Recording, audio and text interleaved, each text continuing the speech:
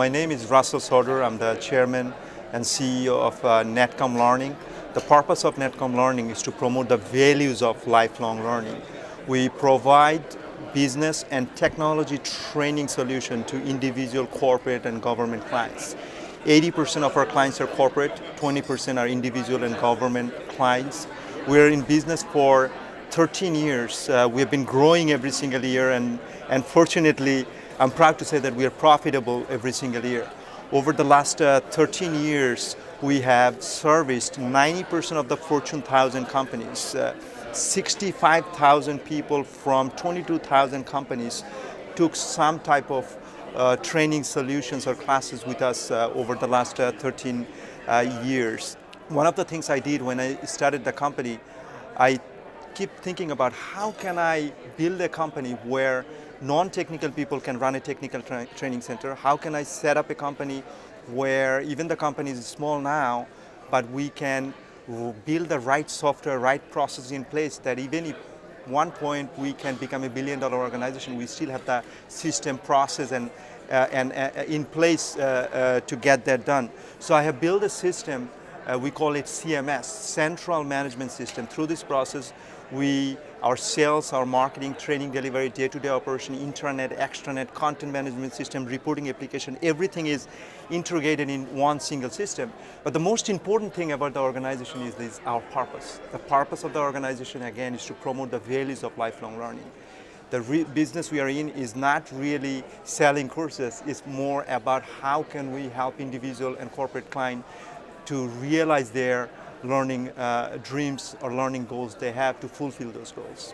Was there a moment that things came together for you and thought, I'm going to do this. I'm the one to do this? Right after my college, I went in and joined a company that hired me as a consultant to work for digital equipment and Compaq.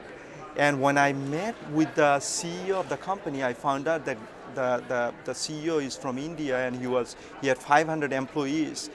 And I looked at that, if he can get it done, why can't I get it done? Right after 3 months of job, right out of college, I just quit. I said, let me go and I have to start something. So initially I thought I wanted to open up a consulting company where I know there was a shortage within the industry for high-end IT professionals. So I went in, called my friends, said, hey, do you want to work for me, even though I didn't have a job for them? If you're making right now $60,000, $70,000, if I can find you a job for $100,000, would you work for me?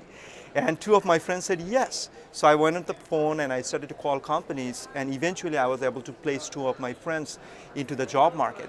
Now, while I was going through that process, what I found out, it was very difficult to find highly qualified people over here. And if I want to go and bring them in from outside, from India and other places, I have to go through the immigration process.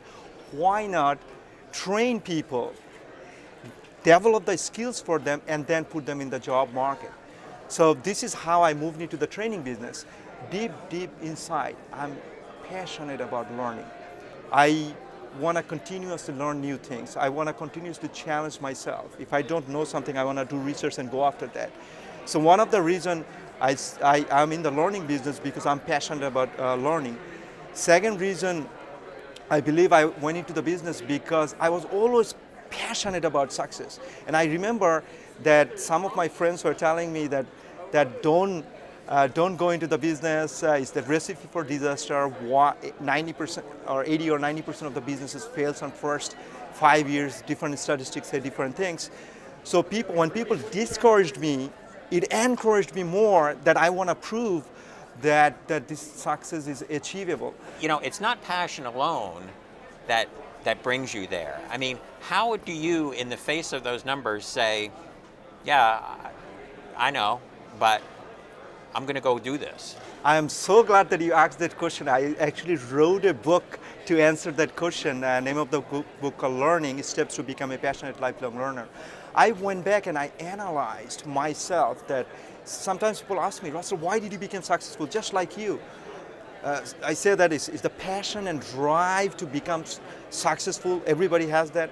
I also know that is because that I'm in an industry that has a huge market opportunity. It's $24 billion industry. But I think the most important why I became successful, I think, is because I'm a passionate lifelong learner. I'm consistently going in and learning new things into different areas. So I'll give you an example. When I started the business, I didn't know anything about sales. I didn't know anything about marketing. I didn't know anything about accounting, finance, leadership. So I went into a reading mode and initially developed a competency model and start learning about all these new things, because I believe that I cannot lead people if I mislead. I cannot hire right people unless I develop the human resource skills. So to answer your question, I believe the reason an entrepreneur becomes successful and people can maintain a sustained business, besides the passion and the drive, the organizational founder needs to be passionate about lifelong learning.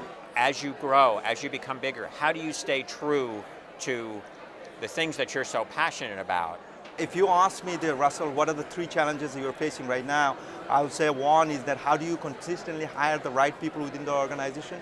Second thing, I would say that how do you define what your core competency is?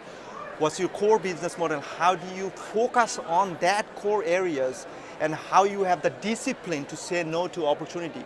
We don't have any lack of opportunities. There's so much opportunities out there. How do we stick to what we are best at and actually do that? And third thing is, how do you maintain the organization culture as you're growing? So I believe that the challenge that we have, that we need to continuously go back and look into that, ask the 3 questions: what we are best at, what we are passionate about, what drives our economic engine. So once we know what we are best at, we need to continuously remind the leadership team and continuously remind our management team that this is where we need to focus on. Because once we get diverged, the business is going to collapse. Think about your company today. Do you see what's there? Do you focus on what's there? Or do you focus on what's missing? We focus on both. I have to consistently look at what we are good at now, what we are doing right now, how do we maintain and make it better. On the same time, I have to constantly look for new opportunities. What other way we can grow the organization? What other related business we can go in? We have to continuously look for future growth while we are maintaining existing business. Kauffman Foundation talks about the need to have more entrepreneurs. We want more entrepreneurs, we want to make them more successful, and we want the successful entrepreneurs to grow bigger and grow faster. What's your advice on how do we get that done? How do we make it easier? How do we make it a better place for people to come, and then have the freedom to live out their entrepreneurial dream? I'm an immigrant from Bangladesh. I came here 21 years ago. I went to school over here. I started the business 13 years ago. I've created hundreds of jobs over here. And I want to add some statistics. I'm sure you know that 40% of the Fortune 500 companies is been built by either an immigrant or an immigrant son or daughters. So we all understand the importance of immigration within the United States. So I believe that there's many ways to solve it. One is that government needs to come up with the policies, right policies, to encourage immigrants to come in over here. And you know there is a quota system for H1, and I knew that back then there was a time I was bringing people from India that I couldn't find in over here, and I see that how that process became comparatively difficult right now. Second thing is that there is a stigma is going on out there. Immigration in some part of the country has been looked at as a bad thing, that how immigrants are taking the jobs away. So I think that there is a communication problem here, that how does the leaders, how does the, not just the political leaders, how the thought leaders, how the media communicate this information effectively to the public, so that immigration becomes a good thing. Because I believe that a lot of people still don't understand the history of US, what made US successful. There's a lot of reasons, and one of the key reasons US is so successful is the immigration. Thank you so Thank you. much. Thank It's you. awesome.